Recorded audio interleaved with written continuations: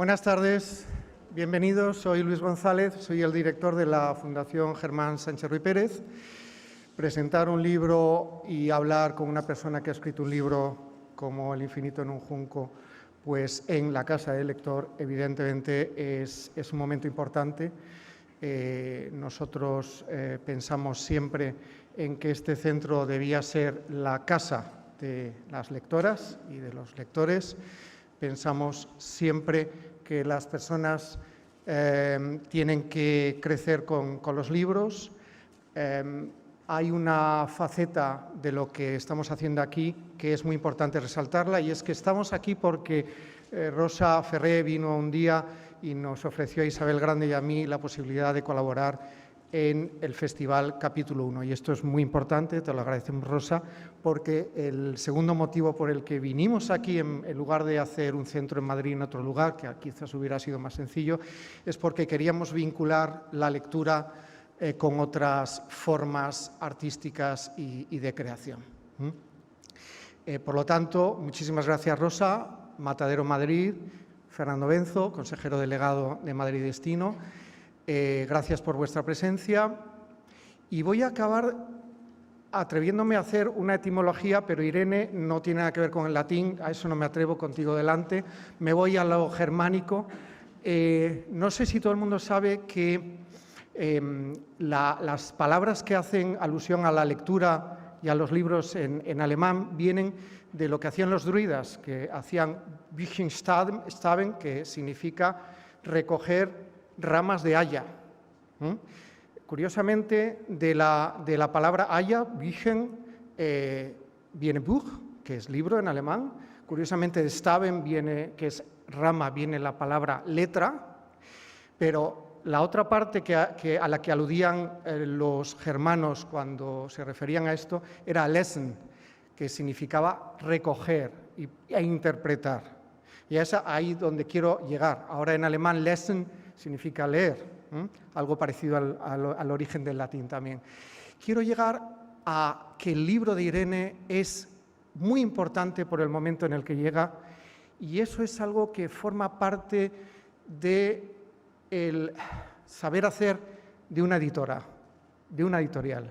Elegir dos libros fundamentales para nosotros en este momento de la prepandemia, de la pandemia y de la pospandemia, que son el libro de Antonio Basanta, que también recomiendo desde aquí, Leer contra la nada, que es como una apertura hacia muchos otros libros, y el libro de Irene, que es fundamental porque una editora como Ofelia, que luego hablará con ustedes, ha sabido leer, como hacían los druidas germanos, leer qué era lo que necesitaban los lectores en este momento. Me callo, doy la bienvenida a todo el mundo y le doy el paso a Rosa, por favor.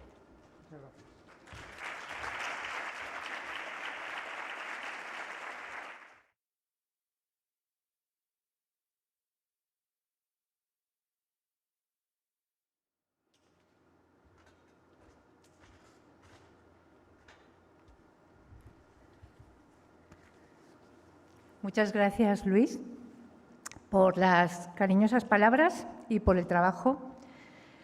Buenas tardes y bienvenidos a Capítulo 1, que es la programación literaria de Matadero Madrid, desde la que hoy os proponemos un encuentro con Irene Vallejo y Inés Martín Rodrigo.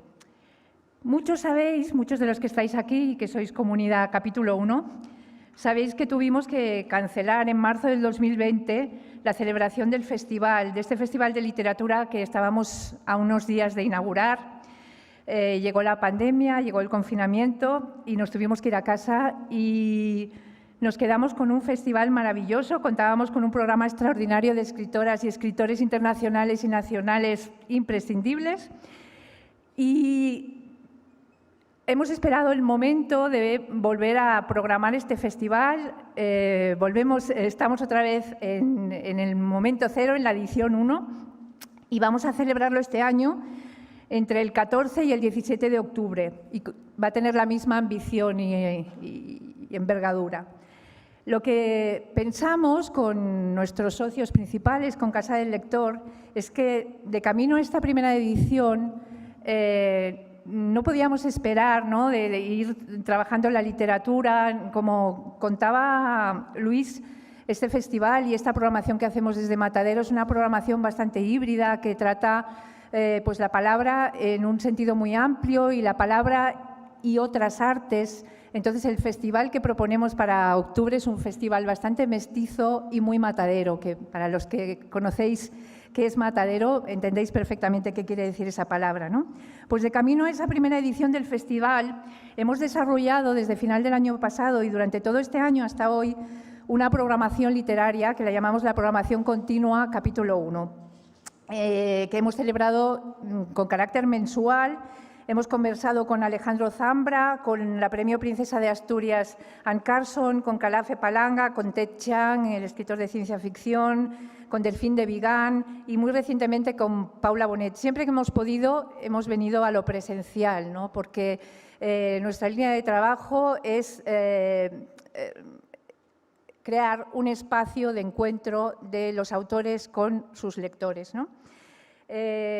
En este marco y como última conversación antes del festival, tenemos una presentación que es el broche de oro para hablar de lo que nos importan los libros y de lo que nos han importado durante la pandemia y lo que nos siguen importando. Como bien saben los editores, ¿no?, es, contra todo pronóstico, en este país se está leyendo más que nunca, ¿no?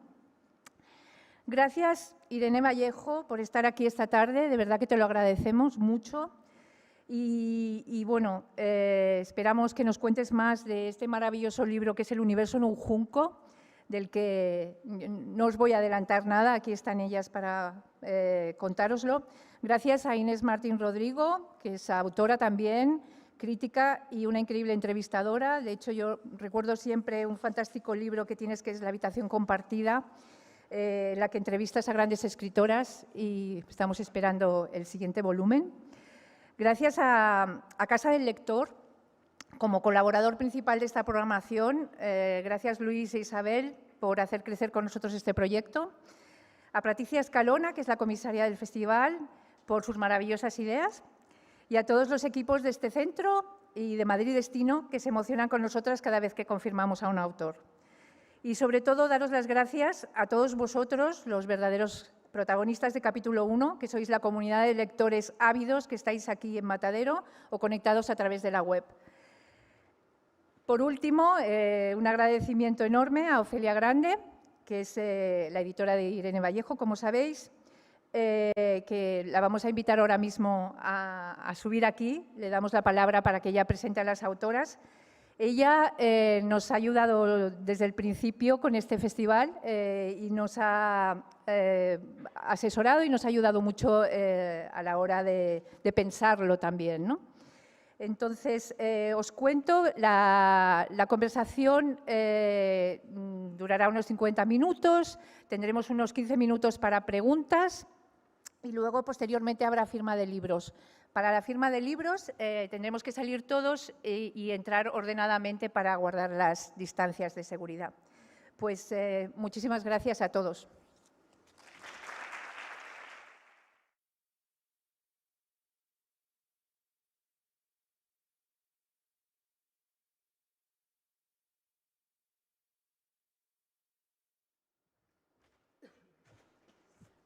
Hola, muy buenas tardes a todos. Yo soy Ofelia Grande, la feliz y orgullosísima editora de El infinito en un junco, la editora de Irene Vallejo, el libro que hoy nos reúne aquí. Para mí estar hoy aquí es un día muy especial, especialmente especial, valga la redundancia. Lo primero porque estamos en Casa del Lector. Esta casa, que es mi casa, fue el proyecto de vida de una de las personas que más ha influido en mi vida y por la cual yo soy editora, Germán Sánchez Ruy Pérez. Y cada vez que entro aquí son infinitos los recuerdos que me llegan y que me hacen pensar lo azarosa y a la vez lo sorprendente que es la vida y los caminos por lo que nos lleva, para encontrarnos hoy de nuevo aquí. En segundo lugar, por estar con Irene Vallejo, amiga sobre todo en primer lugar, autora en segundo lugar y desde luego la artífice del gran milagro del libro de los últimos años, que ha conseguido lo que casi nadie consigue, que un libro reconocido y aclamado por la crítica, galardonado por premios tan prestigiosos como el Premio Nacional de Ensayo y otros muchos, sea además el libro más vendido de España durante mucho tiempo, el libro más vendido del confinamiento, que se haya vendido y se vaya a publicar en 37, creo recordar, lenguas, y que haya colocado sobre todo el libro en el centro de la conversación desde hace 1 año y medio. En tercer lugar, porque la persona que la va a entrevistar es una de las periodistas y escritoras más queridas del mundo cultural español. Amiga también, gran periodista, Inés, brillante, perspicaz y sobre todo muy generosa con su tiempo. Recuerdo que hace más de 1 año, en los tiempos más negros y más duros del confinamiento, marzo de 2020, recibí una llamada de Inés que iba a escribir sobre el junco. El momento era absolutamente terrible. Nos acababan de confinar, nadie sabía nada del virus, estábamos todos aterrorizados, sin saber qué iba a pasar. Inés y yo hablamos mucho rato, ahí teníamos tiempo, lo que nunca tenemos, en aquel momento lo teníamos. El junco en aquel momento empezaba a dar señales ya clarísimas de que se iba a convertir en el fenómeno que luego ha sido. E Inés me preguntó en un momento que cuál pensaba yo que era el secreto del junco. Lo que le dije aquel día lo recuerdo perfectamente y es lo mismo que sigo pensando hoy. Con el refrendo, además, de más de 300.000 ejemplares vendidos solo en español, con miles de páginas escritas en medios, horas de radio y televisión sobre el fenómeno del junco. La fórmula parece fácil. De hecho, le han salido y le siguen saliendo imitadores y seguidores. Pero como dicen de la Coca-Cola, tiene un ingrediente secreto.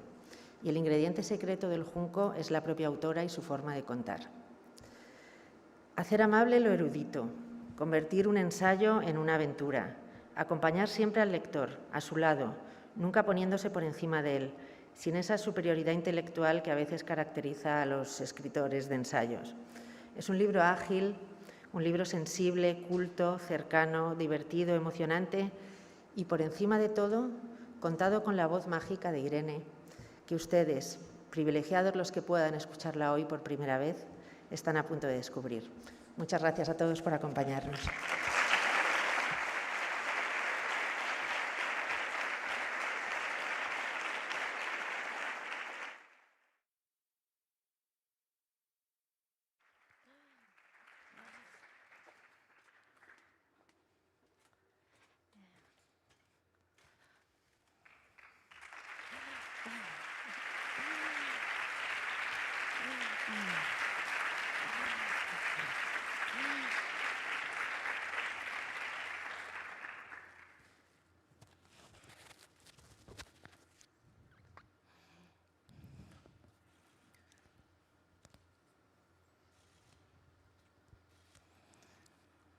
Bueno, ya estamos aquí.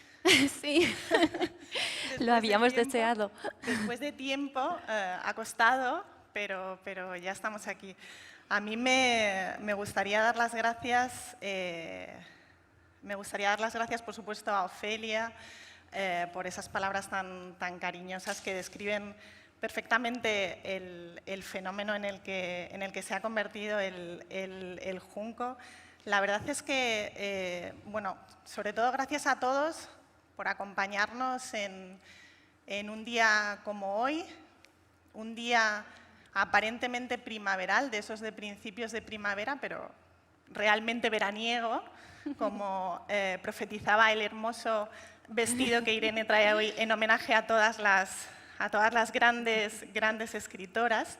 Gracias también a todos los que se han quedado sin poder acompañarnos presencialmente hoy, pero en este auditorio de la Casa del Lector, pero que seguirán nuestra conversación a través del streaming en la página web del Matadero.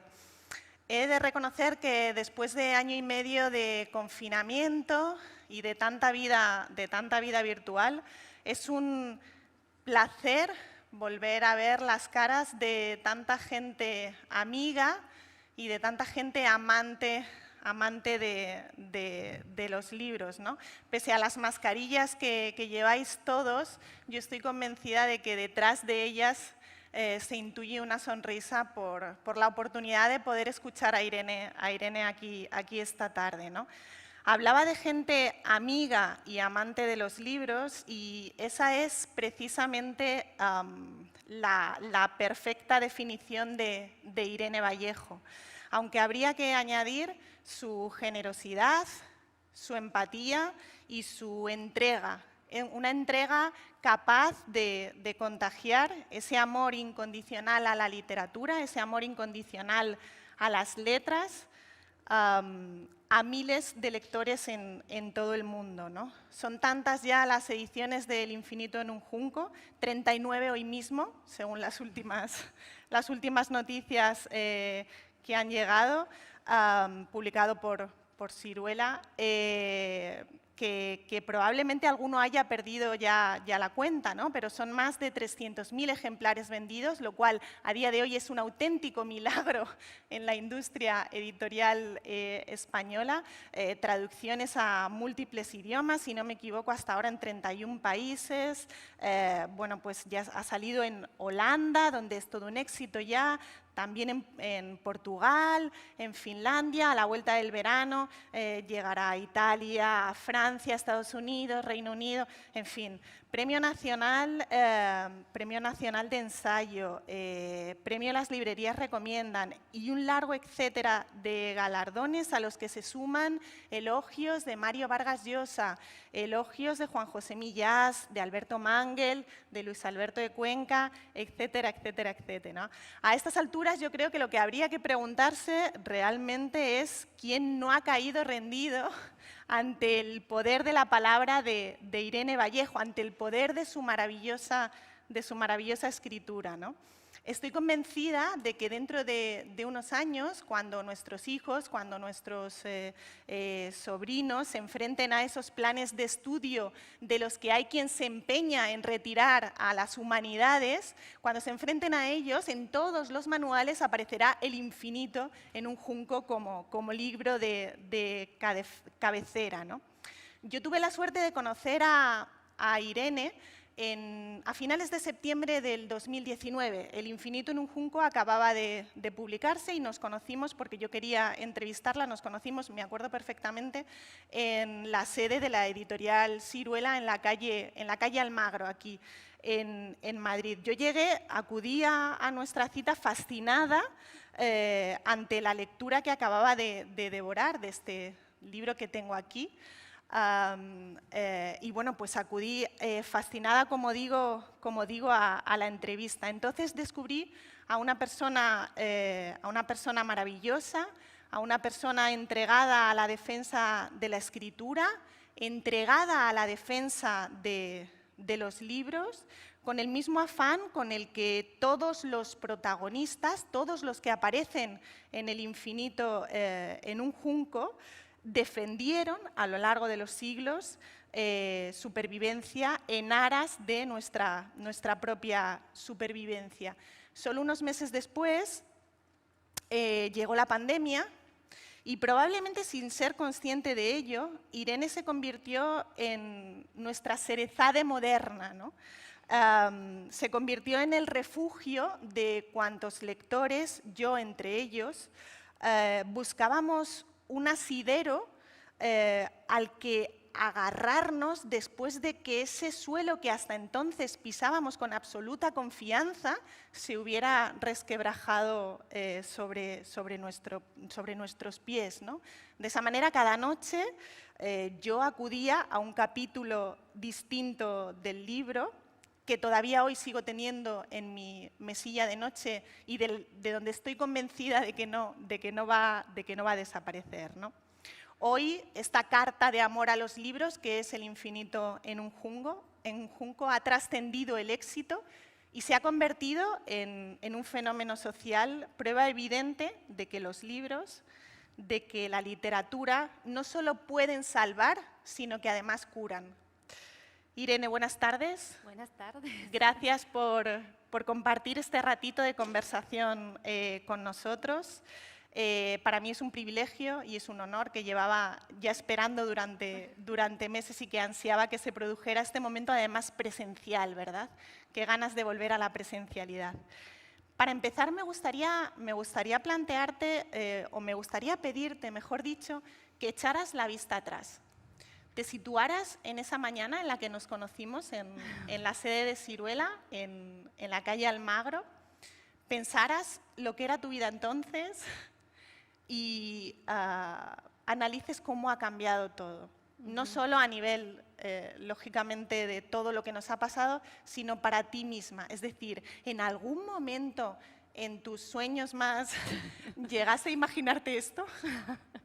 En absoluto. Bueno, muchísimas gracias. Buenas tardes. Es un placer. Tengo que agradecer aquí a todos nuestros anfitriones, a Matadero Madrid, a la Casa del Lector, claro, donde mejor hablar de este libro que en la Casa del Lector, a este festival Capítulo 1 que lleva en el nombre, ¿no?, esa capacidad de renacer y estar siempre empezando de nuevo, y cuánto me alegro de que podamos estar aquí esta tarde. Ofelia, por supuesto, La deuda es infinita.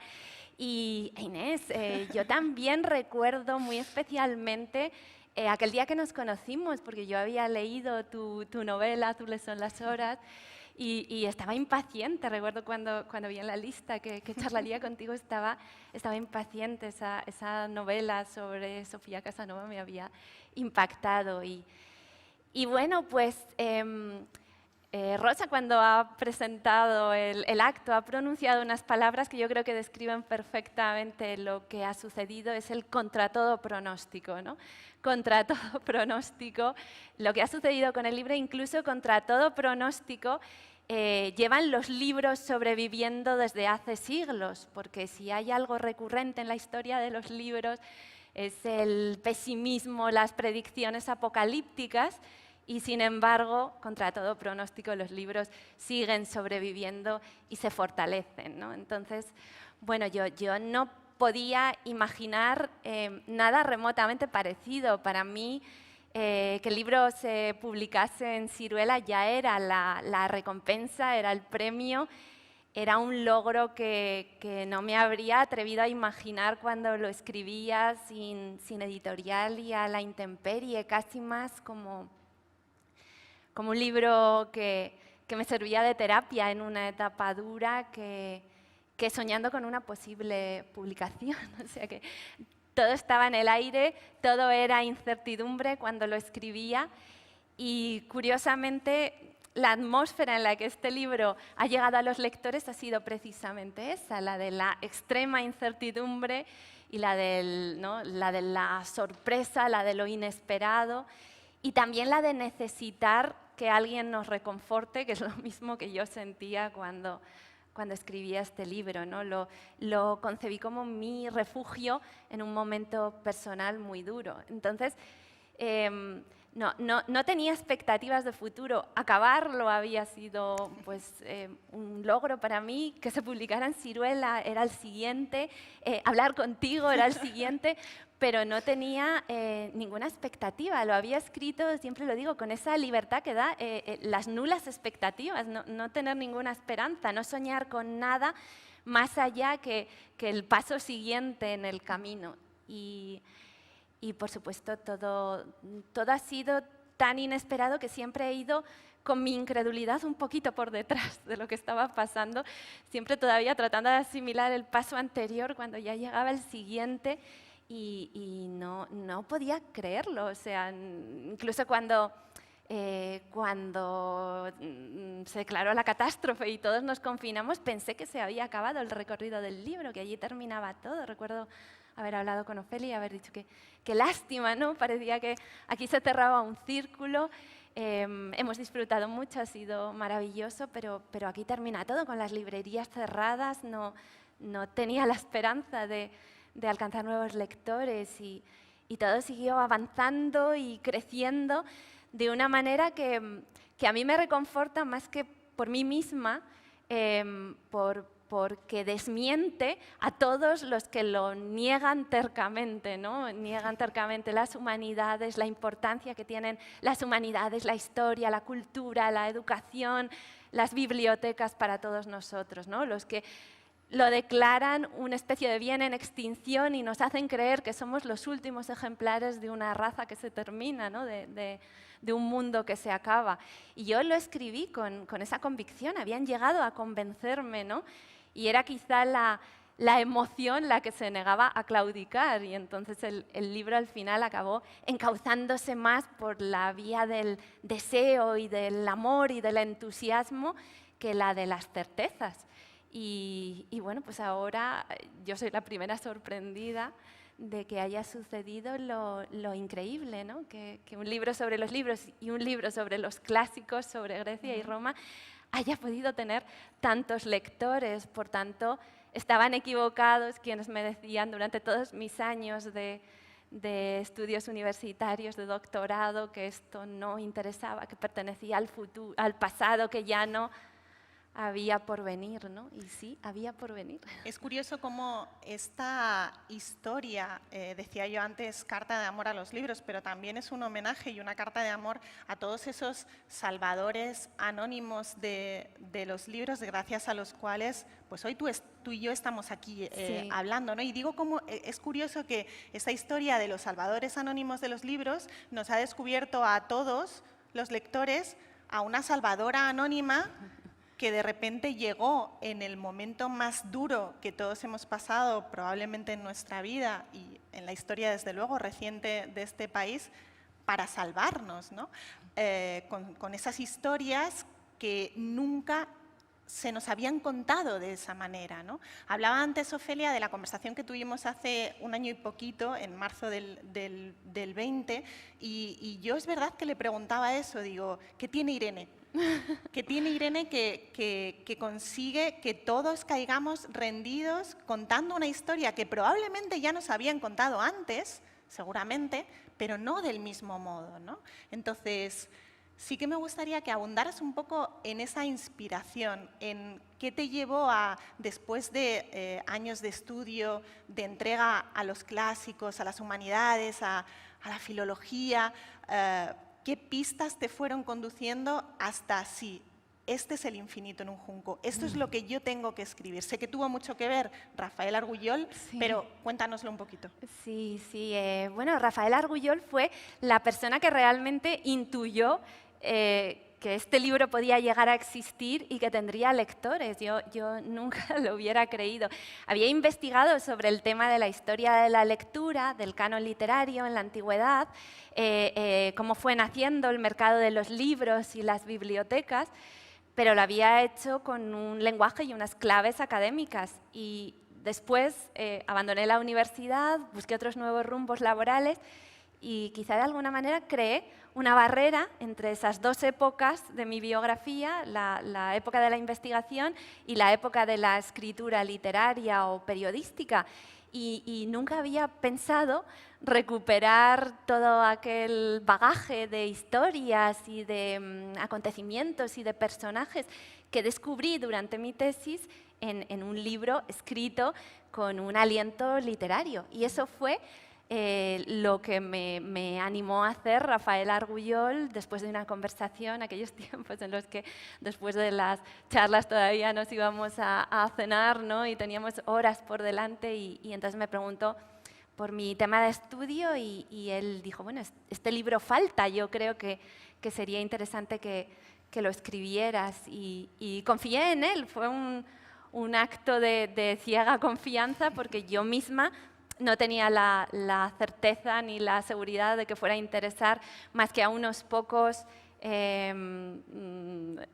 estrafalarios como yo, pero confié en Rafael Argullol y pensé que también, después de todos esos años de trabajo y de investigación, era hermoso pues, encontrar un cauce para devolverlo a un público más amplio. Yo nunca pensé que pasara de unos cientos de personas, pero un público más amplio que pudiera quizá asomarse a esta historia. Y cuando finalmente me puse a escribirla, decidí que evidentemente no sería académica como fue en su origen la investigación y me acordé de los cuentos que me contaba mi madre antes de dormir, ¿no? Todo lo que significó para mí y cómo fue el momento, el lugar, el espacio, la atmósfera en la que yo descubrí el amor por la literatura. De hecho, no era ni siquiera el amor por los libros, porque yo escuchaba las historias, era el amor por la oralidad que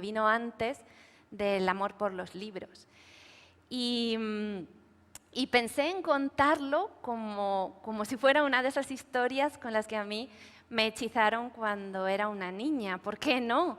Pensé, si a lo largo de la historia, en realidad la humanidad ha utilizado los relatos, la narrativa, las fábulas, los poemas épicos para comunicar conocimiento, para trasladar ideas, ¿no? para que nuestra sabiduría pase de generación en generación, ¿por qué no hacerlo ahora? ¿Por qué no aceptar esta intuición de nuestros antepasados de que todo el conocimiento que viene incluido, envuelto en una historia, nos deja mucha más impronta que si se nos cuenta simplemente en términos abstractos, ¿no? Y eso fue pues volver al primer amor, volver al homenaje a mi madre también. Y bueno, pues en ese momento que yo también me enfrentaba a la maternidad, y eso siempre te hace pensar en tu propia infancia, en tu madre y en la relación, recordar lo importantes que habían sido esas horas, sabiendo ahora como adulta lo que a ella le debió de costar dedicar tiempo por la noche cuando por fin parece que te sientes libre, ¿no? Acuestas a los niños y tienes tu tiempo íntimo, personal, pero ella me lo dedicaba a mí con aquellos cuentos, con aquellas historias, y recordar la magia de su voz. Y entonces fue un experimento, ¿no? De, en realidad, contar la historia de los libros como si fuera un relato oral, lo cual es un poco paradójico, ¿no? Es contarlo como si no existieran todavía los libros, la historia de los libros. Y ese fue el punto de partida, y más allá de eso, pues dejarme llevar también por las intuiciones, por la fuerza de los relatos y ver en qué medida a mí misma, que como digo estaba en un momento tan duro, pues esas historias conseguían liberarme de la ansiedad y llevarme a otro mundo, ¿no? Donde yo me relajaba y olvidaba el miedo. Y eso es lo que significaba para mí El infinito en un junco. Curiosamente, pues se ha leído en un momento en el que también se sentía miedo y se necesitaba esa misma, ¿no? Ese mismo alivio. Yo creo que las cosas siempre pasan cuando tienen que pasar, o por lo menos terminan pasando cuando tienen que pasar. Es una especie de creencia en cierta justicia poética que creo que tarde o temprano termina llegando. Lo has dicho antes, lo has mencionado, Irene, pero entre las pocas cosas buenas que nos va a dejar la pandemia, o que por lo menos esta pandemia ha puesto en evidencia, y digo ha puesto porque la pandemia sigue aquí, desgraciadamente, está la constatación de que la cultura, de que los libros, de que la lectura es algo inherente a nuestra condición de seres humanos, algo probablemente sin lo que no somos capaces, no sé si de vivir, pero desde luego de sobrevivir en condiciones tan difíciles como las que hemos atravesado a lo largo del último año y medio. ¿Tú crees que después de lo que hemos pasado habrá calado ese mensaje? Es decir, ¿habrá quien haya entendido la cultura no es prescindible? Pues sería mi deseo, por supuesto, ¿no? Yo insisto en El infinito en un junco, y hay muchos momentos del libro en el que busco la pista de personajes que han vivido situaciones muy duras, allí donde las personas ya se ven reducidas a la mera supervivencia, los campos de concentración, los campos de refugiados, las emigraciones, las catástrofes, las guerras. Y he comprobado que en todos esos momentos, el Gulag también, en esos momentos la gente sigue buscando los libros, sigue buscando que le cuenten relatos, sigue necesitando las palabras, sigue necesitando la cultura, y eso me parece importante destacarlo, porque tendemos a pensar en la cultura como algo ornamental para tiempos prósperos y pensamos que podemos prescindir cuando las circunstancias son más difíciles, y sin embargo la humanidad, en el momento en el que se reunía alrededor de las hogueras en las cuevas, ahuyentaba el miedo a la oscuridad, ahuyentaba el miedo a la incertidumbre, al futuro, a las fieras que rondaban a su alrededor, con cuentos, con historias. Y ahí es donde nació todo, ¿no? En una época en la que los seres humanos estaban profundamente desprotegidos y eran muy vulnerables. Y junto al calor del fuego que ahuyentaba a los animales salvajes, encontraron las palabras, que es otra forma de calor, es otra forma de protección, es otra forma de escudo, ¿no? Y a mí me parecía importante insistir, ¿no? Insistir en cómo todos esos protagonistas silenciosos y anónimos del infinito en un junco se han puesto en peligro, han llegado a arriesgarse por salvar los libros, por salvar esos libros que eran importantes para ellos. Y además, creo que aquí hay que subrayar una palabra que es futuro. Quien salva un libro que ya ha leído no está pensando en sí mismo, que ya ha gozado de esa experiencia. Quien salva un libro está pensando en los lectores que vendrán, está pensando en el futuro. Así que en realidad los clásicos son los libros salvados por las personas a las que importa el futuro. Y eso me parece muy importante destacarlo, porque en general pensamos que leer clásicos, que leer libros, que leer obras de otros siglos es una cuestión de aferrarse a un pasado ya transcurrido, ¿no? y que no tiene ninguna relación con nosotros. Y yo creo que no, es precisamente afianzar lo que nos une a un futuro, a un porvenir que está por llegar. Entonces, creo que apostar por los libros y apostar por la cultura es en general una forma de alimentar la posibilidad de un futuro mejor. Y por eso creo que esta experiencia, ¿no?, en la que después de tanto catastrofismo respecto a los libros ha venido un cataclismo auténtico, nos hemos encontrado leyendo más que nunca. Entonces esto demuestra que es precisamente en los momentos de debilidad, en los momentos de desamparo, cuando volvemos a los libros. Los libros tienen que estar siempre a nuestro lado, pero cuando estamos más solos, cuando estamos más preocupados, cuando estamos más angustiados, cuando nos amenazan las fieras metafóricas de la naturaleza que sean, es cuando volvemos a las historias, cuando volvemos a los relatos, cuando volvemos a la poesía, cuando necesitamos la belleza y sobre todo lo que nos transmiten las historias, que es sentido, cuando necesitamos sentido para nuestras vidas. Ojalá ese mensaje, que creo que es el que late en el corazón del infinito en un junco, pues pueda convencer a escépticos, ojalá. Yo me preguntaba que qué tiene Irene, solo tienen que escucharla.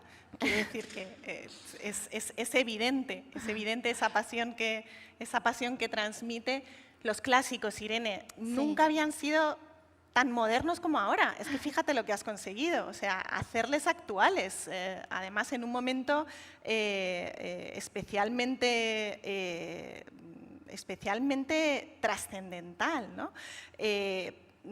Yo ahora mismo estoy convencida, y es gracias a ti, después de haber leído El infinito, pero después de varias conversaciones contigo, estoy convencida de que los clásicos son ese espejo en el que debemos mirarnos si queremos que el reflejo que nos devuelve pues, no nos traicione, ¿no?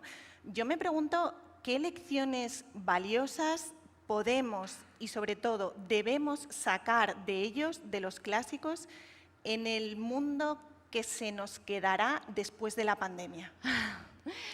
Bueno, gran pregunta. Creo, para mí, son importantes los clásicos sobre todo por un motivo. Creo que hay un fantasma que recorre nuestro tiempo y nuestra actualidad, que es el de la mirada de corto plazo. Somos muy cortoplacistas y siempre estamos pensando en lo inmediato o en una perspectiva de una proximidad, ¿no? Que no nos deja contemplar con más perspectiva nuestras vidas, el futuro, el porvenir. Entonces, yo creo que los clásicos nos ayudan a salir de, bueno, pues un poco de esa cacofonía, de lo momentáneo, de lo instantáneo, la furia de las redes, esa velocidad que se imprime a nuestras vidas, y nos invitan a sentarnos, reflexionar, calmarnos y mirar las realidades de otros ángulos. Y ahí es donde empezamos a hacer descubrimientos sobre nosotros mismos. Por eso nos importan, porque nos hablan de nosotros mismos, porque lo que nosotros sentimos y pensamos, los peligros que afrontamos ya están contenidos en las palabras de los clásicos, ya están anticipados allí. Nuestra única posibilidad de hacer pronósticos hacia el futuro es mirar el pasado, es mirar lo que sucedió antes y no mirarlo con adoración ni pensar que fue una perfección perdida, que contemplamos con nostalgia, ¿no? Todo lo contrario, todas las equivocaciones, todos los tropiezos, todos los errores, todos los crímenes del pasado nos ayudan a intentar evitar los errores y las equivocaciones del futuro, ¿no? Entonces a mí, por eso me interesan mucho los clásicos, me interesa cómo nos interpelan cuando ellos descubren aspectos de nuestro mundo que no queremos mirar o a los que no queremos hacer frente, cuando son más modernos que nosotros mismos. Y todo lo contrario, cuando ellos se han equivocado, han cometido errores, han dejado una estela de esclavitud, de misoginia, de imperialismo, que no queremos que vuelva a repetirse. Y creo que por eso tenemos una intensa relación con ellos, una relación que nos alimenta precisamente y nos arma de futuro, ¿no? Entonces, yo creo que hay que leerlos, hay que volver a sus palabras, hay que darles la oportunidad de dialogar con nosotros, hay que mirarlos sin esa vanidad, ¿no?, que a veces tenemos por los años, los siglos de progreso que nos hace pensar que somos superiores a ellos y darnos cuenta de que cuando Tucídides nos habla de la peste que asoló Atenas, a la joven democracia ateniense, está afrontando muchas de las cuestiones que hemos sufrido hoy y que seguimos, ¿no? y los peligros que se ciernen sobre nosotros, ¿no? Y Tucídides hablaba del miedo, del efecto que tiene el miedo al contagio, a la enfermedad, ¿no? Cómo la gente pues, muchas veces mira solo por sí misma y cómo se pierde el sentido de lo colectivo y de la ciudad, ¿no? Y allí hay una advertencia que ahora nos sobrevuela y cómo la democracia no volvió a ser la misma después de aquella peste. Y bueno, pues yo creo que definitivamente en el discurso de Pericles, ¿no?, en el que él dice: estamos todos en el mismo barco, o navegamos juntos o nos hundimos a la vez, ¿no? Esta es la ciudad, estos somos nosotros. Y cuando a la ciudad le va bien, incluso a las personas que están mal, las podemos asistir, las podemos acoger, las podemos cuidar, pero cuando a una persona individualmente le va bien en una ciudad que naufraga, no va a poder salvarse de la suerte de todos, pues creo que allí hay una gran lección para aplicar al presente, ¿no? Como tendríamos que intentar salir juntos de lo que nos está pasando, ya que lo hemos sufrido a la vez, simultáneamente, y ¿no?, con el miedo, de alguna manera, todos hemos conocido el miedo en estos meses, y creo que deberíamos, como decía Pericles, pues intentar rescatarnos los unos a los otros. Ojalá, ojalá. Irene, muchos han sido los apocalípticos a los que se ha enfrentado el libro a lo largo de la historia. Yo creo que uno de los más prestigiosos fue Sócrates, que cuando empezó la escritura incluso se negó a escribir porque decía que acabaría con la sabiduría al no tener ya el conocimiento dentro de nosotros, ¿no? Sí. Yo esto no se crean que lo sabía antes, o sea, yo lo he aprendido leyendo El infinito en un junco y escuchando a Irene, a la que escucho con devoción y leo con pasión. La pregunta es, ¿cómo filtran los libros nuestra forma de entender el mundo y, por tanto, de enfrentarnos a ese mundo? Claro, es que Sócrates vivió un mundo de cambio, un mundo en el que desaparecía la cultura oral y empezaba la cultura escrita. Y eso fue una enorme revolución. Entonces él, como pasa muchas veces en tiempos de cambio, añoraba lo que había conocido y tenía miedo de lo que se dibujaba en el horizonte, ¿no? Curiosamente, en las épocas de cambio, en los momentos de grandes revoluciones de la historia del libro, de los formatos, de la tecnología, ha vuelto a suceder otra vez ese mismo discurso imperante, ¿no?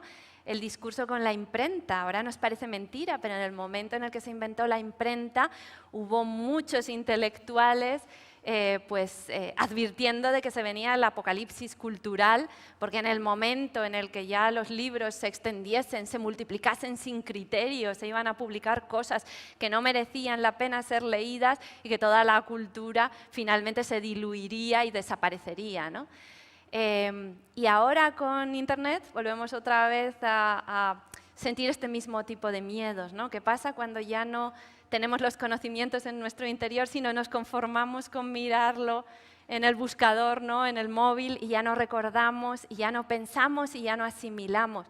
¿Hay algo de verdad en todo esto? Hay algo de verdad, pero también hay mucho de prejuicios hacia un cambio que asusta y que revoluciona, porque efectivamente en cada uno de esos momentos de transformación ha cambiado la sociedad, ha cambiado el mundo. El tránsito de la oralidad a la lectura que conoció Sócrates fue un momento en el que también el pensamiento se transformó. Ya no es solo que escribamos las historias, es que las contamos de otra manera cuando las vamos a escribir. La oralidad tiene sus reglas, tiene sus fórmulas. La oralidad era una forma de contar y de recitar que suponía la improvisación. Cada vez que se cuenta una historia oralmente es distinta, las palabras no pueden ser las mismas. Además, la historia se adapta a quien escucha. Y esto sigue sucediendo ahora. Cuando hablamos entre nosotros, no contamos lo mismo, de la misma manera, a las personas que tenemos a nuestro alrededor. Tenemos siempre el truco de ir modificando la historia para adaptarla a quien nos está escuchando, ¿no? Era una forma de relatar viva, pero claro, esa vida tenía la contrapartida de que las palabras se deshacían en el aire, no permanecían, no había ninguna forma de protegerlas, de guardarlas, de conservarlas. Solo sobrevivía lo que sobrevivía en la memoria de las personas, y nuestra memoria es limitada. Llega la literatura escrita y en ese momento tenemos una partitura de las historias, pero al mismo tiempo esas historias se vuelven fijas, ya tienen una sola forma y siempre se volverán a leer o se volverán a contar de la misma manera, con las mismas palabras. Y además sucede algo maravilloso a mi modo de ver, que es que los discursos marginales, que hasta ese momento lo tenían muy difícil para sobrevivir, porque eran muy pocas las personas a las que apelaban ese tipo de historias, las que iban en contra de la moral del grupo, las que resultaban subversivas, al final acababan convenciendo a unas pocas personas, y cuando esas pocas personas morían, esas historias o esos mensajes o esas palabras o esas ideas morían con ellos. Sin embargo, gracias a los libros, gracias a la escritura, ideas que en su momento no han podido triunfar han sido semilla de revoluciones futuras. Una idea no muere del todo porque puede volver a reverdecer en otras personas, y eso es gracias a los libros, ¿no? Y todo esto se transforma, nace la filosofía, que es otra forma de mirar el mundo.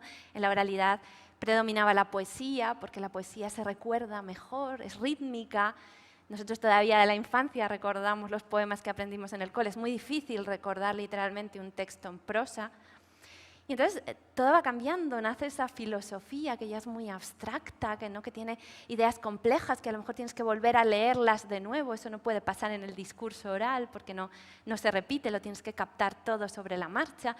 Hay allí toda una serie de cambios que son fascinantes y que los está desencadenando la escritura, ¿no? Y a su vez la imprenta produjo otros cambios, la democratización del saber, el acceso a los libros de muchas personas que los tenían prohibidos, la multiplicación de los libros que evitaba que se perdieran las obras, porque ya no había tan pocas copias de cada una, ¿no? Y el mundo digital, que también nos está transformando la manera de vivir en el mundo, que tiene sus peligros, pero por supuesto tiene la grandísima ventaja, creo yo, de convertirse en la versión total del sueño alejandrino, ¿no? En Alejandría quisieron reunir el conocimiento en un solo lugar, y ahora Internet ha conseguido que ese lugar sea ubicuo, que esté en todas partes, que desde los aparatitos de nuestros bolsillos podamos acceder a un gran cerebro que contiene gran parte de la información y el conocimiento del mundo. Nunca habíamos tenido tanto acceso a sabiduría, a ideas, a textos, a palabras. Y creo que eso es también un motivo de esperanza, aunque defiendo el libro de papel y aunque creo que tienen que convivir, pero creo que en cada uno de esos momentos que yo relato en el infinito en un junco, lo que hemos hecho ha sido avanzar hacia la democratización de las historias, del conocimiento, de la sabiduría, de la experiencia estética, del arte, y en el fondo es la historia milenaria de un gran logro colectivo. Acabas de mencionar la biblioteca de Alejandría. En el libro también hablas de la destrucción de la biblioteca de Sarajevo, ¿no? Como uno de los grandes dramas de aquella guerra terrible. Yo fíjate que cuando pienso en esos intentos por desterrar las humanidades de los planes de estudios, por desterrar las humanidades de las universidades, por menoscabarlas, por menospreciarlas. Me acuerdo de todos aquellos que a lo largo de la historia han perseguido a los libros y han perseguido a ese saber contenido en los libros, porque el saber era peligroso, ¿no? Sí. Porque el hecho de que alguien tuviera acceso a ese conocimiento contenido en un objeto maravilloso era peligroso. La pregunta es, Irene, ¿qué les dirías tú a todos esos profesores, también lectores, también alumnos que te ven como su gran salvadora y sobre todo que defiendes su causa para que terminen creyendo que habrá quien entre en razón y las humanidades sigan estando ahí? Sí, a ver, bueno, si realmente las humanidades fueran superfluas, como nos dicen, no habrían tenido este historial de persecución, de enemigos, de adversarios, ¿no? Porque lo superfluo simplemente no importa. Cuando te encarnizas con algo es porque realmente le estás reconociendo un poder. Esto es lo que pasa con los libros. Los libros han sido perseguidos en todas las épocas de la historia, incluso en el presente siguen siéndolo. El caso de la biblioteca de Sarajevo es una prueba. Se bombardeó la biblioteca con la intención de borrar las huellas de la existencia de un pueblo y formaba parte de un programa, ¿no? de genocidio, y el programa de genocidio incluía también la memoria, los recuerdos, el patrimonio, la historia, los relatos, su versión de los acontecimientos, que en definitiva es lo que se mata cuando matas un libro, ¿no? Entonces, claro, si fueran inocuos, si fueran un entretenimiento absurdo, si fueran un fósil anticuado del pasado, no serían tan perseguidos, no serían tan combatidos, ¿no? No dedicaríamos tanto esfuerzo a argumentar que no sirven, que hay que deshacerse de ellos, que no forman parte de nuestro momento histórico, ¿no? Entonces, es que los libros, el conocimiento, es siempre poder. Y esto yo creo que hay que subrayarlo. Tener conocimiento es tener poder. Y muchas veces, cuando se intenta apartar a las personas de una forma de conocimiento, es para tener el control de ese poder en tus manos. El libro ha sido revolucionario a lo largo de la historia porque ha permitido que el saber abandonara los círculos privilegiados que lo custodiaban y lo consideraban su propiedad, y ha conseguido que ese saber se extienda a muchísima más gente a través de las bibliotecas, a través de la educación, porque los profesores, los maestros, habéis sido siempre los precursores del libro. Allí donde los maestros eran bien considerados y bien tratados, siempre los libros han gozado de momentos de esplendor, y a la inversa, la suerte de los profesores tiene mucho que ver con la suerte de los libros. Y bueno, y al fin creo que aquí se trata de esto, ¿no? De reivindicar que hay un saber y un conocimiento que consideramos importante para el mundo contemporáneo, y no queremos que pertenezca, como ha pertenecido durante mucho tiempo, a unas élites, ¿no? Lo queremos para todos. Eso es revolucionario, que la historia, que el arte, que la literatura, que el discurso, que las palabras sean de todos, es profundamente revolucionario.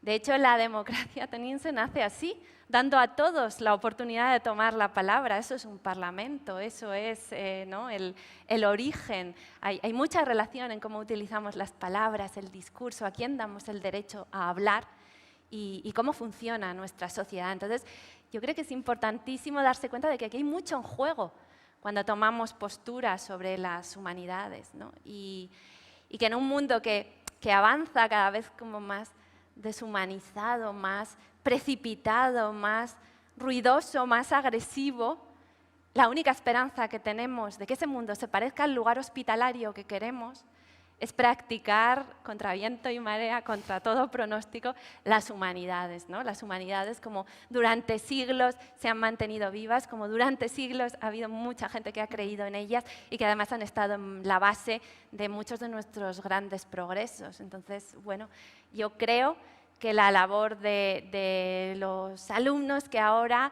tenéis el valor de rebelaros contra el discurso imperante de que estudiando letras no se llega a ninguna parte, los profesores que seguís luchando en la trinchera, sabiendo que las palabras, sabiendo que la historia, sabiendo que el sentido crítico son esenciales para el mundo, todos esos sois nuestra esperanza. Y así lo digo realmente, el Infinito en un Junco es un homenaje a la gente que de distintas maneras se reúne y resiste. Y yo creo que, por ejemplo, los clubes de lectura, y me he pasado años visitando clubes de lectura en bibliotecas rurales, en bibliotecas municipales, en rincones, donde la gente se reúne para hablar de los libros, de hacer algo tan increíble, tan contracorriente en este mundo, que es hablar sobre los libros.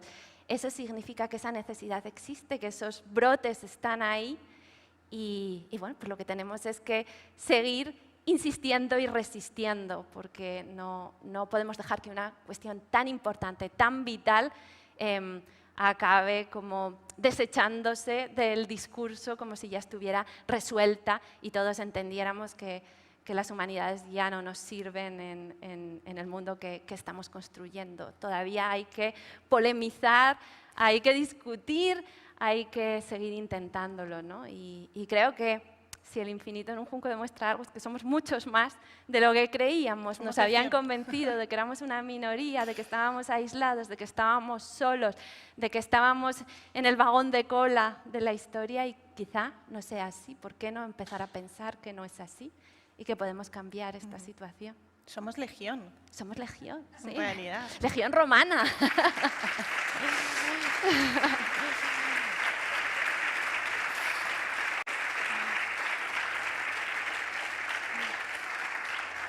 Ya, Que creamos estar aislados es una de las formas de derrotarnos también. ya por ir cerrando Sí. nuestra conversación, aunque a mí me gustaría que fuera infinita, pero también quiero dar la oportunidad de todos los que han venido a escucharte aquí que puedan hacerte preguntas. Una de las lecciones, de las muchas valiosas lecciones que hay en el Infinito en un Junco, está el hecho de que la palabra es una de las mejores herramientas para crear entendimiento, para fomentar entendimiento. Y yo creo, Irene, y estoy segura de que vas a estar de acuerdo conmigo, que esa es una reivindicación muy importante ahora, ¿no? Podemos entendernos a través de la palabra. Sí, podemos entendernos. Ese es el desafío, ¿no? Podemos hacerlo. Otra cosa es que muchas veces no queremos o nos importa más nuestra vanidad o nos dejamos llevar por la agresividad imperante, porque el problema de la agresividad es que es muy contagiosa, es muy difícil mantener la calma en medio del ruido, y eso lo sabemos todos, ¿no? Entonces, rodearnos de esta espiral constante de confrontación hace que muchas veces perdamos la capacidad de mantener la serenidad y utilizar el lenguaje como herramienta y no como arma. Es algo que creo que también tenemos que reivindicar y tenemos que evitar que se nos arrebate, ¿no? Hay una esperanza esencial y es esa, ¿no? Es la palabra. A través de la palabra podemos entendernos. Si podemos entendernos con los clásicos que vivieron hace 2000 años, ¿cómo no vamos a poder entendernos con las personas con las que convivimos?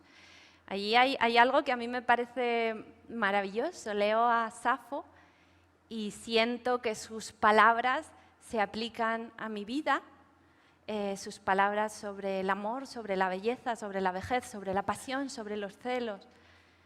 ¿Cómo no vamos a poder entendernos en el mundo de hoy, ¿no? La palabra crea esa posibilidad, la traducción hace que nos entendamos incluso con quienes hablan otros idiomas, que recibamos ideas venidas de fuera, que a veces hacen saltar en pedazos las nuestras. Creo que todo lo que gira alrededor del lenguaje bueno, forma parte de de la salud del mundo, como decía Cheever, y nos ayuda, ¿no? Nos ha ayudado durante este confinamiento y nos seguirá ayudando, ¿no? Creo que en este tiempo hemos aprendido lo importante que son los cuidados. También hay que cuidar las palabras, también hay que cuidarlas, porque en ellas está nuestra esperanza, ¿no? Y en el momento en el que empezamos a sacarles punta y afilar las palabras, se están desvaneciendo las posibilidades, ¿no? de concordia, de entendimiento, de ayuda, de cuidado. Y eso creo que también lo tenemos que hacer y lo tenemos que pensar. Fíjate que una de las preguntas que tenía aquí para plantearte, pues es que ya me las has respondido escuchándote, ¿no? Porque la pregunta era si las palabras son sanadoras y ya me respondo yo y te digo que sí. Sí. O sea, lo son absolutamente, ¿no? Teniendo en cuenta, ya por cerrar y dar el paso al público, teniendo en cuenta que, Irene, que la imaginación es el lugar en el que primero edificamos el futuro y sabiendo que eres optimista, sí. Aunque no lo fuiste en su momento, pero ahora lo eres, sabiendo que eres optimista, me pregunto, ¿cómo te imaginas tú el futuro que nos espera? Yo soy insensatamente optimista, quiero decir que escribir El infinito en un junco fue un acto de insensatez porque no tenía sentido según los parámetros de lo que podía ser un libro de éxito en el momento en el que yo lo escribía, ¿no? Y soy insensatamente optimista hacia el futuro, o sea, creo que lo decía Camus, ¿no? Siempre hay que actuar como si al mal se le pudiera vencer, aunque no se pueda, ¿no? Creo que de todas maneras hay que hacer como si pudiéramos mejorar siempre, como si tuviéramos la capacidad de transformar el mundo, como si, porque no sabemos hasta qué punto, ¿no? Y eso lo he aprendido también con mi hijo, que durante estos años de escritura del libro pues ha sido un elemento muy importante de todo el proyecto, ¿no? Mi hijo, que nació con problemas de salud y muchas veces los médicos dijeron que no llegaría a hacer esto, no llegaría a hacer lo otro, y sin embargo, como si conseguimos llegar al objetivo, ¿no? Entonces, creo que ese optimismo, que siempre esté dispuesto a reconocer sus errores, eso sí, porque la obstinación es peligrosa, ese optimismo nos puede ayudar. Y creo que además todos estos personajes de los que hablo en El infinito en un junco tienen eso en común, un optimismo, ¿no? Que a veces en momentos durísimos parecía totalmente irreal, ¿no? Y bueno, pues siguieron adelante. ¿Quién habría podido pensar que el alfabeto iba a transformar el mundo de la forma en que lo hizo? ¿Quién podría haberle hecho pensar a Aspasia que sus discursos iban a llegar al porvenir en una época en la que las mujeres estaban casi totalmente acalladas, ¿no? ¿Quién les iba a decir que seguirían importándonos miles de años después en lenguas que no existían todavía cuando ellos vivían, ¿no? ¿Quién les iba a decir? Y sin embargo todas estas cosas mágicas han sucedido. ¿Quién les iba a decir que el libro estaría todavía presente, que seguiríamos publicando y reeditando sus obras y sus palabras, que seguirían siendo importantes para nosotros, ¿no?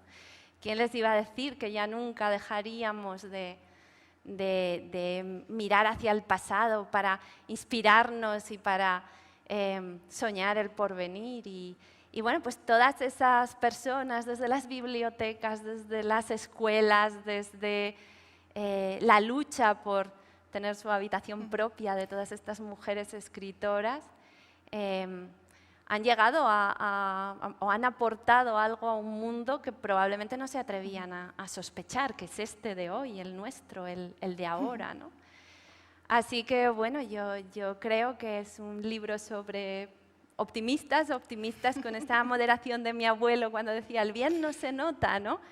que no tenían la esperanza de que fuera a ser un bien muy ostentoso ni un avance prodigioso, pero decidieron hacer lo que estaba en su mano, ¿no? Hacer lo que estaba en su mano, cada uno de ellos, y sabiendo siempre que el ruido, la violencia, la agresividad van a tener más impacto, se van a escuchar más, se van a ver más, ¿no? Y que muchas veces todos esos actos de cuidado, de protección, nadie los va a intuir o nadie los va a sospechar o nadie los va a recordar, y sin embargo, pieza a pieza construyen algo. Has mencionado a Camus y yo me acuerdo ahora de una cita de Camus que la digo de memoria, con lo cual probablemente me equivoque, ¿no? Pero algo así como: en lo más profundo del invierno finalmente aprendí que dentro de mí se encuentra un invencible verano. Y yo creo que con esa cita de Camus se resume a la perfección lo que yo, por lo menos como lectora, experimenté al leer El infinito en un junco, que descubrí ese verano infinito y maravilloso que en lo más profundo del invierno, cuando estamos muy solos, cuando estamos muy machacados, sigue latiendo ahí. Bueno, pues doy paso a las preguntas del público. No sé si hay micrófono. Sí, ¿verdad? Hay micrófono, con lo cual, si les parece bien, levanten la mano y así yo les ubico en el caso de que haya alguna pregunta. Por allí veo una mano.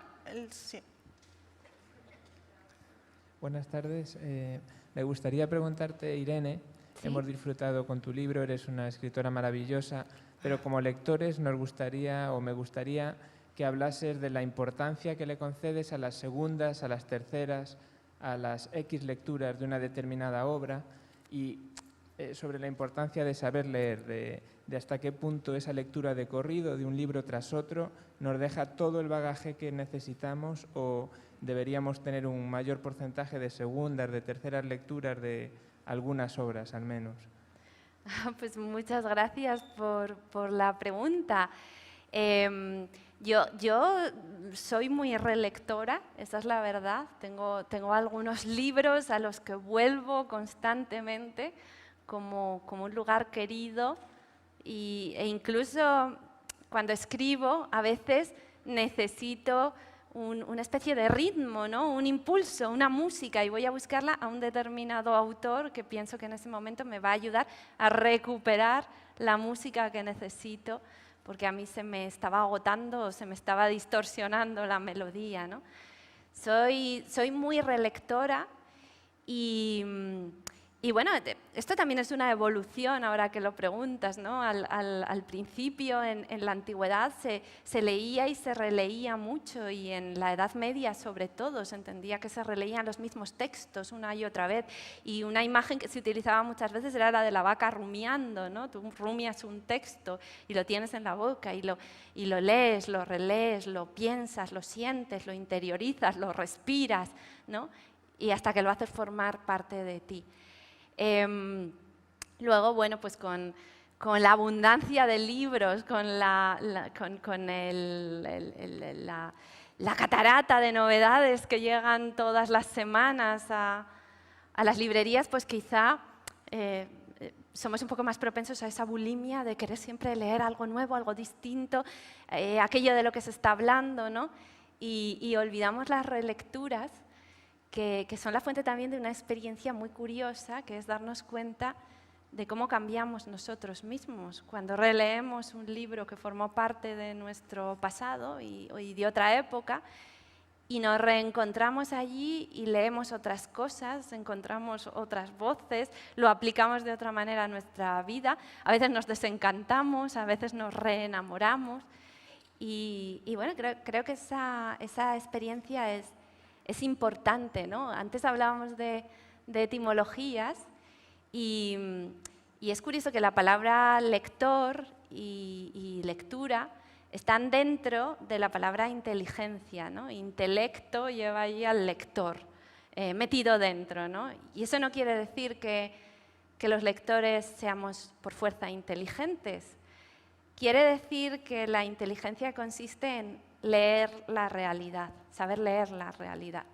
Y leer la realidad sobre todo entre líneas, ¿no? Saber interpretar lo que hay allí en esos rincones que no son claramente visibles, pero donde hay que penetrar hasta el último sentido de la realidad, hasta la última palabra de un texto, ¿no? Esa es la metáfora. Cuando llegamos a fondo, hasta el final de la realidad, eso es el acto de inteligencia, es una forma de leer con profundidad.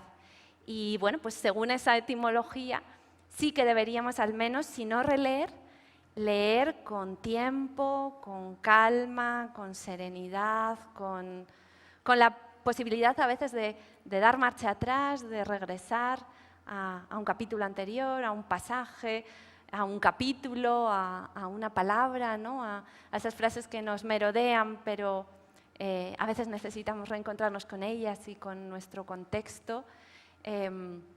La lentitud es algo que los libros nos regalan y nos aportan en nuestra vida desenfrenada, ¿no? Y eso es importante, aunque solo sea porque los libros de papel no tienen, pues eso, la publicidad, los destellos, las notificaciones, las llamadas, ¿no? el anzuelo para ir a las redes sociales, sino que la lectura es esa burbuja donde salimos de la realidad que estamos viviendo y inauguramos, creamos otro tiempo, otra realidad a propósito para nosotros y para esas palabras. Y por eso me gusta tanto ese texto que recojo en El infinito en un junco, cuando San Agustín ve por primera vez a San Ambrosio. Es la primera persona a la que ve leer en voz baja, porque hasta ese momento lo habitual era leer en voz alta. Y entonces ve por primera vez a alguien leer en voz baja y lo mira como si estuviera haciendo magia. Dices, es una persona que está físicamente cerca de mí, pero su mente está en un lugar al que yo no puedo acceder. En el fondo, ni siquiera, porque claro, si estuviera leyendo en voz alta sabría lo que está leyendo, pero está en su secreto, en su mundo, en su interioridad, en su intimidad. Y ese es el primer texto occidental donde aparece el concepto de intimidad, y es de una persona que lee en silencio, ¿no? Y yo creo que la intimidad, la lentitud son contrapesos que necesita nuestro mundo y que están en los libros y nos ayudan a concentrarnos, a pensar, a leer la realidad con inteligencia. ¿Alguna por aquí? Aquí hay dos. Tenemos limitado el tiempo de preguntas porque, como sabéis, luego Irene va a firmar, entonces estas dos, y si os parece, una más. Muy rápido, quería preguntar a Irene como columnista, como periodista, que la leemos en Heraldo, en El País, ¿cómo te inspiras, cómo llevas esos plazos tan duros, supongo, a veces, ¿no?, de entrega? ¿Cómo haces esto y cómo te inspiras para estos artículos? Bueno, muchas gracias por la pregunta. Creo que tendrías tú más que decir, Inés, que lo de los plazos es tu vida cotidiana.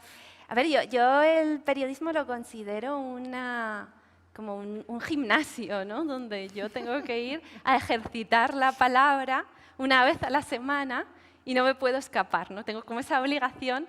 Podría holgazanear, pero eso lo tengo que hacer, y entonces me obliga siempre a escribir, a pensar, a tener una idea y a darle forma dentro de unos plazos y además dentro de unos caracteres, que eso es a veces el mayor sufrimiento, ¿no? Que tienes que meter las ideas en un molde de caracteres contados, y si necesitas más espacio tienes que encontrar la forma de condensar, y si se te ha quedado corto tienes que conseguir que llegue exactamente al molde que te piden, ¿no? Y esto es un ejercicio cotidiano, y yo cuando entrego un artículo ya inmediatamente me pongo a pensar en el siguiente, y estoy en la cola del supermercado, en el autobús, en el metro, por la calle, hablando con una persona y siempre intentando encontrar una clave, ¿no? Lo que le agradezco al periodismo es esa especie de apertura al mundo, porque escucho con mucha más atención a la gente para saber qué les preocupa, qué piensan, qué frases utilizan, cómo lo verbalizan y cómo llevarme eso mismo a los artículos. Normalmente escribo a todas horas en papelitos, en el móvil, en ideas que me surgen, ¿no? para utilizarlas más adelante y voy siempre buscando, ¿no? Mirando alrededor, espiando a la gente para saber y muchas veces son otras personas las que me dan la clave, ¿no? Digo, este tema les interesa, esto es lo que les preocupa, de esto hace falta hablar y no se está hablando, ¿no? Y entonces como tengo la idea, entonces busco algún paralelismo en el mundo antiguo y cuando se produce esa conexión, ese chispazo entre el presente y el mundo antiguo, ya puedo ponerme a escribir el texto, ¿no? Y entonces bueno, un ejercicio constante de saltar hacia el pasado para ver cómo otros autores, otras voces, otros momentos, una etimología, nos explican el mundo que estamos viviendo hoy. Y es también el periodismo un ejercicio, ¿no? Como una especie de reto para demostrar a todos los que opinan que la historia y el mundo clásico y los griegos y los romanos no tienen nada que decirnos, pues semana a semana rebatirlos concretamente diciendo, sí, pues aquí hay una clave, aquí hay una etimología, aquí está el origen de lo que nos preocupa hoy, esta es la fórmula. Y ahí estoy con la esperanza, sobre todo, de que los profesores de latín y griego y humanidades en general pues lo entiendan como una constante defensa de su trabajo, de lo que están haciendo y de la importancia, ¿no? de ese punto de vista y de esa capacidad de perspectiva que nos dan con su trabajo. Creo que había otra justo al lado, ¿no? Sí. Gracias. Yo no es una pregunta, es un agradecimiento. Un agradecimiento por esta tarde esta conversación tan maravillosa de las dos, que esto es como salud mental para 2 o 3 años. Y después, ya que habéis citado a Camus, también citando de memoria en un momento dado, no sé si era dirigiéndose a un profesor suyo, que dijo que solo por un hombre como él devolvía la confianza en la humanidad. Pues os digo lo mismo a vosotras, con personas tan jóvenes, tan sencillas, como lo bonitas que sois, devolvéis la esperanza y la confianza en el futuro. Ay, madre mía.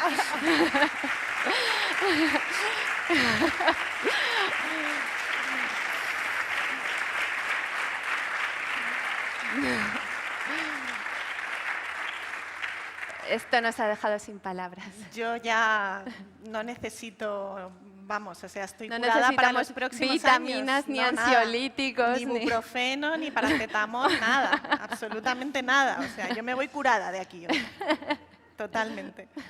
Creo que hay una última pregunta, si tenemos tiempo para una última, ¿sí? Allí. Hola, bueno, un placer estar aquí, Irene. Yo soy Carmen de Tus Junqueras, creo que sabes quiénes somos. Y entonces yo te quería preguntar, porque, a ver, las redes sociales están significando mucho para los escritores hoy en día, ¿no? O sea, yo misma pues me atreví a escribirte, a pedirte colaboración con un tema y bueno, y te escribo y te doy las gracias y me respondes. Entonces, en este mundo tan loco en el que tenéis tantos actos presenciales y tal, todavía Irene Vallejo se sienta con Instagram, te responde con puntos, con comas, con una perfección que es infinita, ¿no? Como tú. Y entonces yo te quería preguntar, en esa imagen de escritora que tenías tú antes, ¿encajaban las redes sociales? ¿Cómo las encajas? Porque a nosotras nos tienes locas, totalmente,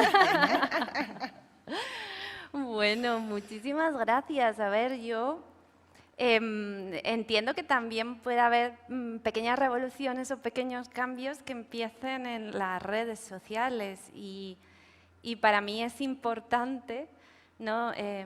Todo este discurso sobre la importancia de cuidar la palabra y de cuidar a los demás mediante la palabra, la practico en las redes sociales. También porque existe un poco esa idea aceptada por todo el mundo y que parece que ya nadie combate ni rebate, de que en las redes sociales te va mucho mejor si eres agresivo, si insultas, si creas polémicas, si descalificas. Y bueno, será así si decidimos que sea así, ¿no? Aquí tenemos la palabra, tenemos la oportunidad, tenemos la capacidad de cambiarlo. Entonces yo en las redes sociales hago eso, intentar promover una comunidad donde se hable con respeto, siempre. Incluso si alguien en algún momento se salta esas normas, intentar responderle respetuosamente y reconducirlo a una conversación sensata. Y para mí eso es importante, porque las redes son muchas veces la puerta de llegada a lectores jóvenes, a personas que a lo mejor no se les había ocurrido pensar en un escritor como alguien a quien escuchar o a quien prestar atención. Y por eso creo que es importante estar ahí, ¿no? En el momento en el que te retraes y abandonas, estás dejando el campo libre a los que lo utilizan, ¿no?, de esa manera agresiva y dañina, ¿no? Y además creo que ahora hay muchas personas que se sienten vulnerables precisamente por lo que ven en las redes sociales, ¿no? Por todo este discurso abrumador del éxito, de a todos nos va bien, de somos muy felices, nos fotografiamos, ¿no? Y hay ciertos temas que tenemos que hablar en las redes sociales, que es importante que los comentemos, ¿no?, que nos atrevamos a atacar ciertas ideas, ciertos lugares comunes, ciertos tópicos, y descubramos que las debilidades, los miedos, las inseguridades los compartimos todos, ¿no? Y bueno, pues eso es lo que intento hacer.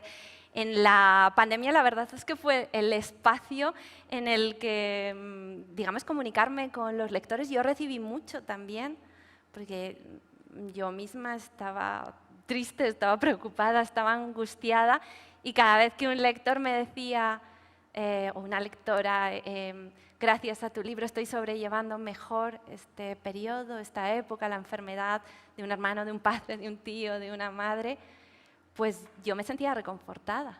Así que creo que puede ser una relación de ida y vuelta, ¿no? Y creo que lo fue, que fue importante, y que además las redes sociales están naturalizando la lectura. O sea, a mí me parece fascinante que la gente fotografíe libros y recomiende y hable en las redes. Eso hace que deje de percibirse como algo, bueno, pues quiero decir, propio de intelectuales, como me pasaba a mí en el colegio, cuando yo era la rarita que leía, y de repente descubramos que hay muchísima gente leyendo, fotografiando sus libros, comentándolo, ¿no? Booktubers jóvenes, pues bueno, eso también rompe un poco ese espejismo de aislamiento que muchas veces sentimos, pues, las personas que tenemos sensibilidad, que nos gusta el mundo intelectual y que a veces en el entorno más próximo no encontramos la respuesta. Por lo menos saber que no estamos solos y que somos muchos, eso ya ayuda a abrir camino.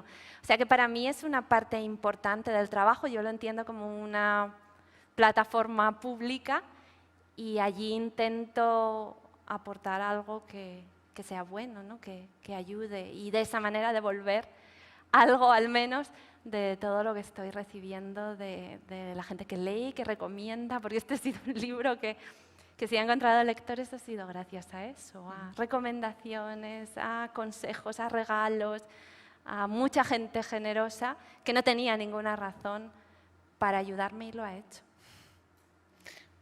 Esta es la última pregunta. Bueno, Irene, como decía tu abuelo, el bien no se nota, y qué maravilla es cruzarse con personas que como tú haces el bien con cada palabra que nos regalas. O sea que ha sido un auténtico placer escucharte. Muchísimas gracias, y nos seguimos leyendo.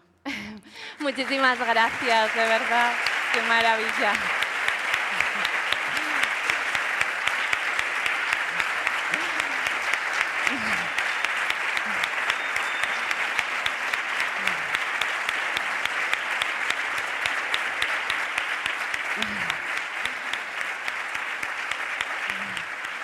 Aquí.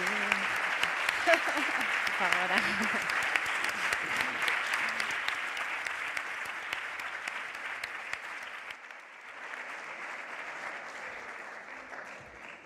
Bueno, muchísimas gracias a todos. Gracias, Inés y Irene. Un regalo esta tarde.